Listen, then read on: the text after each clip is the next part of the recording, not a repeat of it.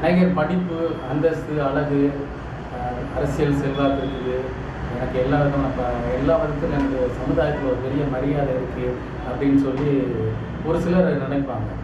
நினச்சது இல்லாமல் எல்லோரும் போகிற இடத்துல பார்த்தீங்கன்னா எல்லோரும் நம்மளை பார்த்து எந்திரிச்சு மரியாதை கொடுக்குறாங்க, வணக்கம் சொல்கிறாங்க, வயது வித்தியாசம் இல்லாமல் ஏன்னா எல்லோரும் வந்து மரியாதை கொடுக்குறாங்க, இன்னும் பெருமையாக பேசுகிறாங்க.